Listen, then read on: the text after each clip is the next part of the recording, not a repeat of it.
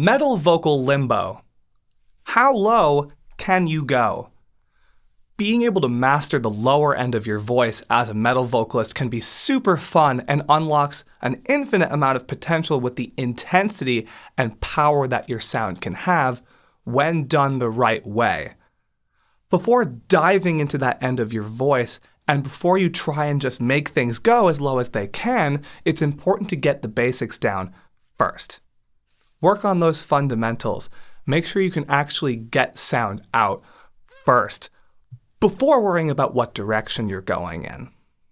A lot of times people will try and fast track this process and get their voices to that intense, deeper end and stretch it as far as possible right out the gate. You'll have a lot more stability and much more longevity with your sound if you can work on just general sound creation first. Make sure you can loosen the muscles of the throat, make sure you're stretching your body and actually warming up and giving yourself the right amount of time to do so. It comes down to stability and then flexibility. You want to be able to create different notes with your singing voice as well, to be able to tell what your range actually is, because this is going to have significant say in where your screaming voice can go as well.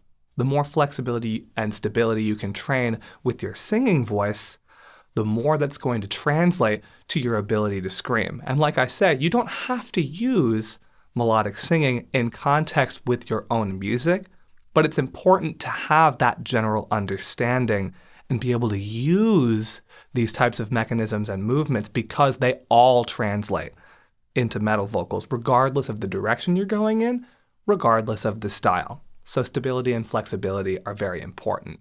Now, step one of getting yourself into this lower register is pitch, and understanding the relationship between the pitch you're singing and the sound of the scream that you're going to get.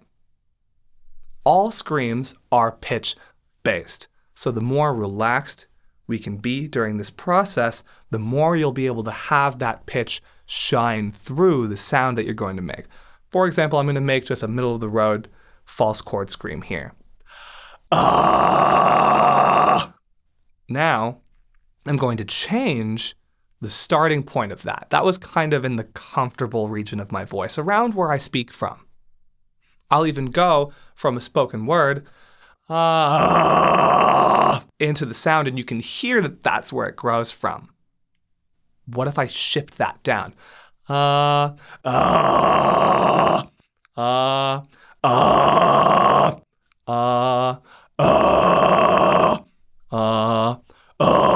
You can hear the sound getting lower. This type of pitch stability and flexibility will help you gain access to the lower region of your voice. Important note, you want to make sure you're not tightening and squeezing and clamping to get into this area. For example, as you're going down in your melodic range, you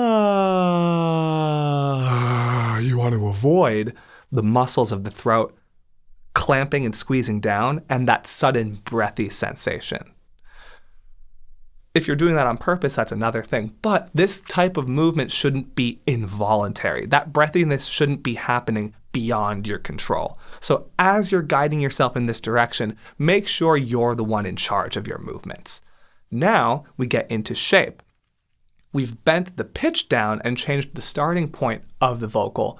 Now we're going to see what we can do to bend the sound waves even further. And I'm going to add some mouth variation to what I was doing before.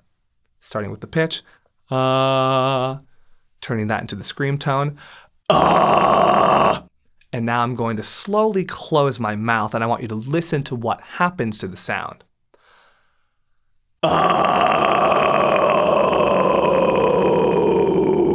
Does it sound like it's moving down? It isn't. I'm not actually changing the pitch at all. What you're hearing is the mouth shape affecting the sound waves and bending them to deepen the sound.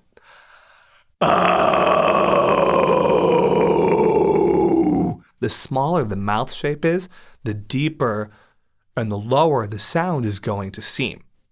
Whereas the more open your mouth is, the more bright and the bigger and the more mid-range you're going to hear.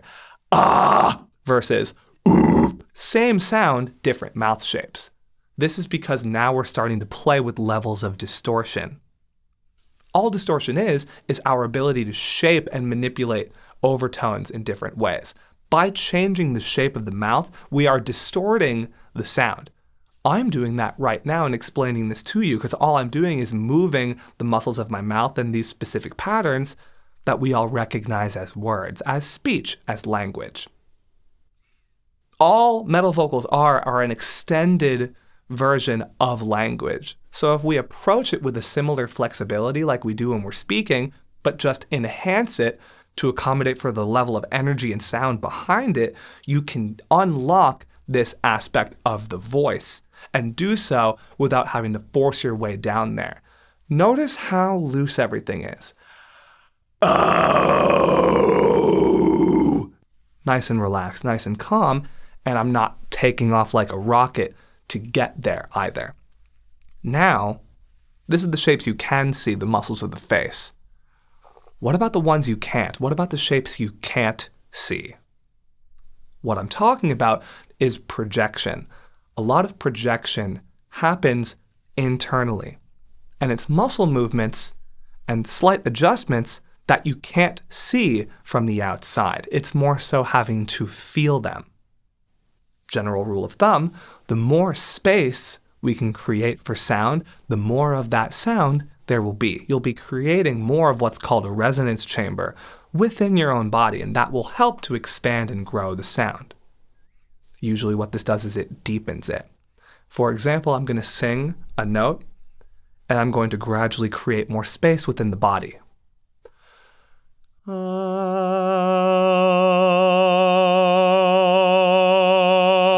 Hear what happened?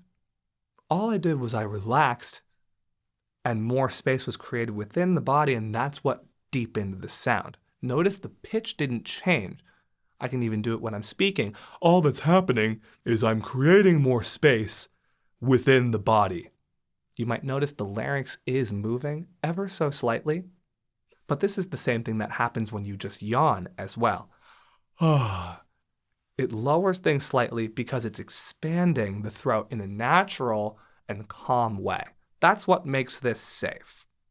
If I implement that with what I'm doing with the vocal, you can hear how much deeper things get.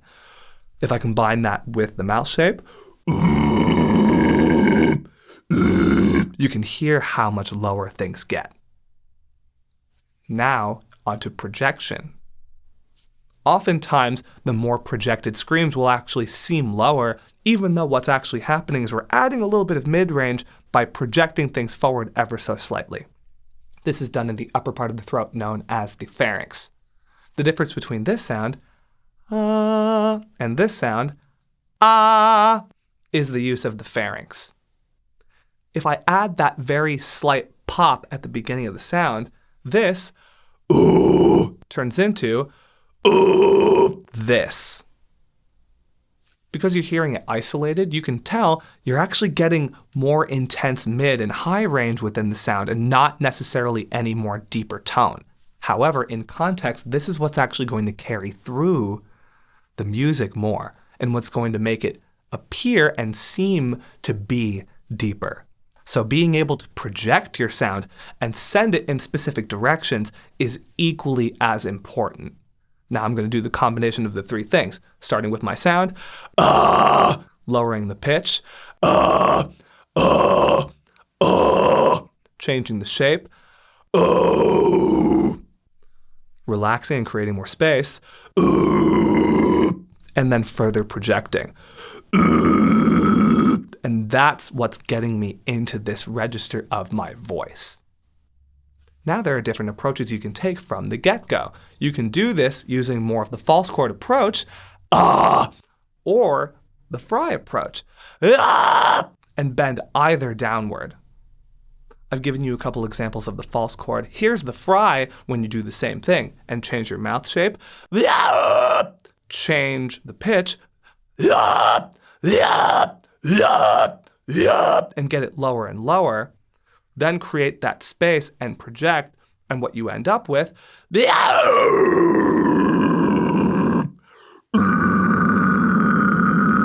is this much deeper, equally intense sound.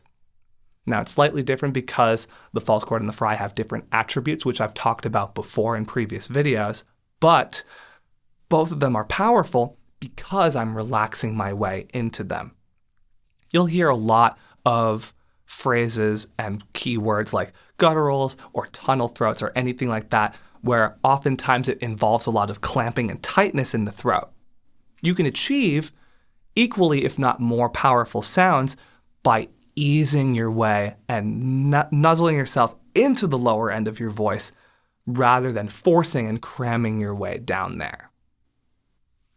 Now, like I said, those are different styles of lower scream. You can get there via just different shapes. There's a lot of real estate up here, so if you can keep nice and calm, we can bend those sound waves in more specific ways to get the type of sound you want. The more standard guttural scream is more so just finding ways to divide the tone and distort further. With tongue variations, for example, this one, that kind of donutted outward, this turns into this. You can hear that divide in the tone, and that's because the tongue is getting right in the way without impeding my ability to make sound. If I push forward versus pull back, you can hear how this tone is, how the tone is distorted further and manipulated. Now, pushing as hard as you can or pulling back until the point where you're almost choking yourself is not the goal either. You can keep flexibility and calm while still getting these very intense distorted sounds. This is where the projection comes into play. Versus suddenly it has that deeper intense sound, and that's because I sent it in a specific direction, straight out. I projected it rather than just sitting on the sensation. Other forms, including that kind of tunnel throat sound, can be achieved by just creating a more direct path for the sound, but without clenching and tightening every muscle that you have to get there. Now, the important thing to really understand about all the different types of low screams out there, it's all made up. All those names are made up. That's just different labels that we've put on things because we don't know what else to call them. It's a lot of made up names and very silly words for sounds that don't have to be as complicated as people have made them. If you can keep relaxed, keep calm, work on the melodic end of your voice, get those fundamentals in order, get stable before you get flexible, bend your way down to where you want to be, and then further shape it, you'll be able to get your tone into any which direction you want to send it in without the use of brute force. Thank you guys so much for watching, and as always, scream responsibly.